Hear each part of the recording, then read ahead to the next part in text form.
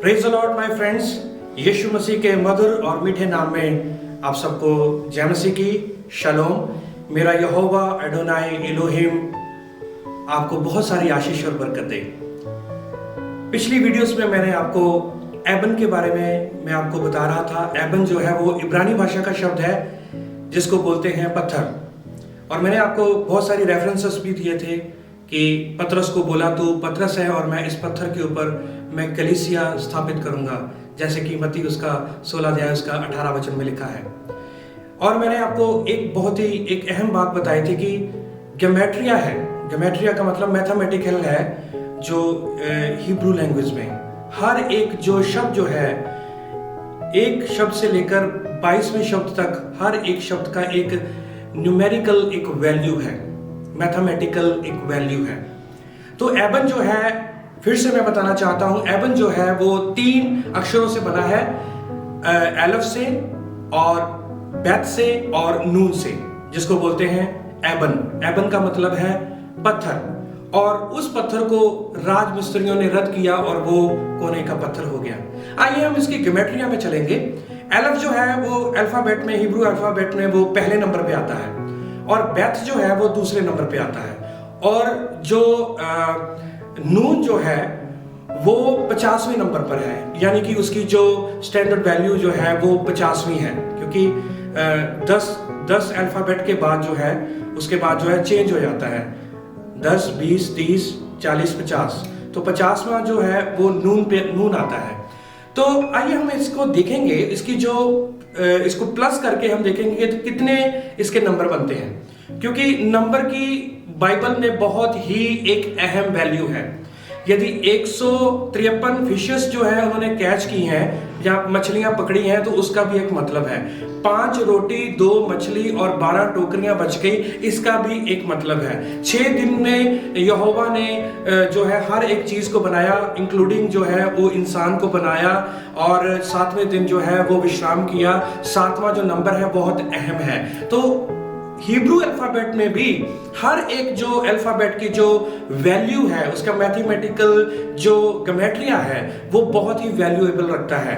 50 number जो है वो नून के हैं, जो तीसरा नंबर एबन में आता है, और 2 नंबर पर जो है वो बेत है, 52 हो गए, और एलफ जो है वो 1 नंबर पे है, 53 को जब हम देखेंगे, हम उसको 5 और 3 का जो आंकड़ा आता है, 5 और 3 53, और 5 और 3 को हम जब हम जमा करते हैं तो 8 आता है।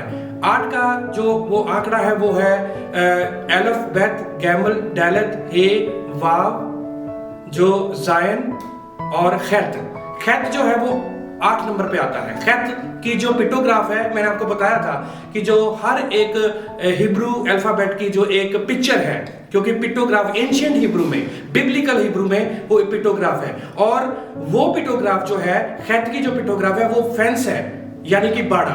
तो जब हम एबन के साथ हम जुड़ जाते हैं, जब हम उस चट्टान के साथ जुड़ जाते हैं, तो हम एक बाड़े में आ जाते हैं, और उस बाड़े में जो भी आएगा वो कभी भी वो शैतान के हाथों में कभी नहीं आ सकता, और वो पत्थर जो है वो खैत में बना रहेगा, वो जो जीवन जो है वो खैत में बना रहेगा, कहने का मतलब कि बाड़े में बना रहेगा। तो वो जो नून जो है उसकी जो पिक्चर है वो है मछली, जीवित मछली, और वो 50वें नंबर पे है। और मैं आपको 50वां नंबर भी बताऊंगा। 50 नंबर जो है वो आपको याद करें, 50वें दिन जो है पवित्र आत्मा पेंतीकोस्त के दिन आया। क्या लेकर आया? जीवन लेकर आया। जीवन क्या था? वचन था। और सारे लोग जो थे वो वचन के साथ भर गए, पवित्र आत्मा के साथ भर गए, और वो अलग अलग भाषाएं बोलने लगे। तो नून जो है वो 50वें नंबर पर है। तो वो 50 जो स्टैंडर्ड वैल्यू है उसकी, वो जीवन को दर्शाता है, यानी कि जुबली को दर्शाता है। तो जब हमने पिछले दिनों में हम योम शबोत मनाया है, योम शबोत का मतलब जब मूसा जो था वो लॉ लेने के लिए या व्यवस्था लेने के लिए या 10 आज्ञाएं लेने के लिए पहाड़ के ऊपर गया, तो इसी खुशी में इजरायली लोग जो हैं वो हार्वेस्ट मनाते हैं, और जो गेहूं की फसल की कटनी जब होती है तब वो मनाते हैं, और उसके साथ जो है वो मनाते हैं कि यहोवा ने हमें इस दिन हमें वाचा दी थी। तो उसी कटनी में रूथ ने बॉयज को भी पाया था, ठीक है। और उसी कटनी के त्योहार पर, पेंटिकोस्ट के दिन, जो ग्रीक में बोला जाता है उसको पेंटिकोस्ट का दिन, उसी कटनी के दिन में जो यहोवा ने पवित्र आत्मा भेजा और वो पवित्र आत्मा जो है वो जीवन लेकर के आया।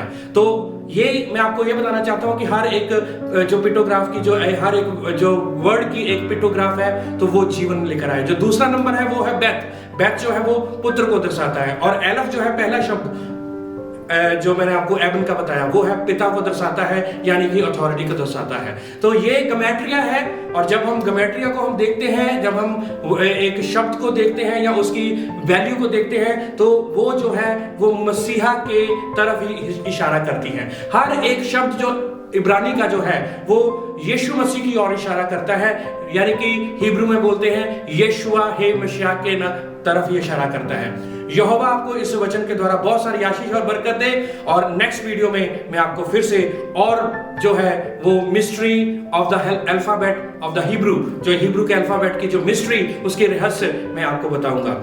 शलोम और जय मसीह की।